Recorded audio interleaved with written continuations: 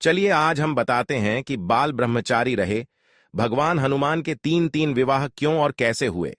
पौराणिक ग्रंथों में कई जगहों पर उनके विवाह का वर्णन किया गया है। सूर्यपुत्री सुरवचला से विवाह। पहली पौराणिक कथा के अनुसार पराशर संहिता में भगवान सूर्य की पुत्री सुरवचला और हनुमान जी के विवाह का प्रसंग है। रुद्रावतार भगवान हनुमान ने सूर्य देवता को अपना गुरु बनाया था और उन्होंने सूर्य देव से 9 विद्याओं में पारंगत होने का निश्चय किया था। सूर्यदेव चाहते थे कि वो हनुमान को 9 विद्याओं का ज्ञान दें। इनमें से 5 विद्याएं तो हनुमान जी ने सीख ली थीं। बाकी की 4 विद्याओं के लिए उनका विवाहित होना अनिवार्य था। ऐसी स्थिति को देखते हुए सूर्यदेव ने अपनी पुत्री का विवाह हनुमान जी के साथ संपन्न करा दिया। लेकिन विवाह के बाद सुरवचला सदा के लिए तपस्या में लीन हो गईं। इसके साथ ही हनुमान जी भी अपनी बाकी 4 विद्याओं के ज्ञान को प्राप्त करने में लग गए। इस प्रकार विवाहित होने के बाद भी भगवान हनुमान का ब्रह्मचर्य व्रत नहीं टूटा। सूर्यदेव ने हनुमान जी को बताया था कि विवाह के बाद सुरवचला फिर से तपस्या में लीन हो जाएगी, और ऐसा हुआ भी। हनुमान जी भी अपनी बाकी 4 विद्याओं का ज्ञान प्राप्त करने में लग गए।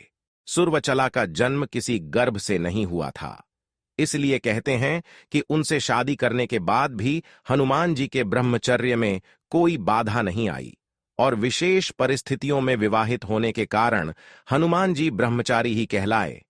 रावण पुत्री अनंग कुसुमा से विवाह। पूर्वचरित के एक प्रसंग अनुसार रावण और वरुण देव के बीच युद्ध के समय वरुण देव की ओर से वानर राज हनुमान रावण से लड़े और उसके सभी पुत्रों को बंधक बना लिया।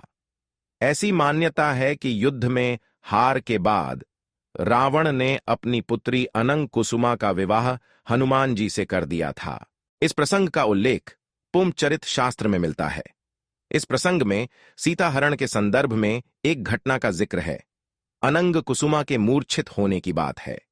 हुआ यूं कि जब खरदूषण वध का समाचार लेकर राक्षस दूत हनुमान की सभा में पहुंचा तो अंतपुर में शोक छा गया और अनंग कुसुमा मूर्छित हो गईं। अनंग कुसुमा इसलिए मूर्छित हो गईं क्योंकि यह दुखद समाचार उनके परिजनों की मृत्यु का था। वरुण देव की पुत्री सत्यवती से विवाह। रावण और वरुण देव के बीच हुए युद्ध में हनुमान जी ने ही प्रतिनिधि के तौर पर से लड़े वरुण देव को अंतिम विजय दिलाई थी। इससे प्रसन्न होकर वरुण देव ने हनुमान जी का विवाह पुत्री सत्यवती से कर दिया था। कहा जाता है कि भगवान हनुमान ने कभी भी अपनी पत्नियों के साथ वैवाहिक संबंधों का निर्वाह नहीं किया, अतः वह आजीवन ब्रह्मचारी ही रहे।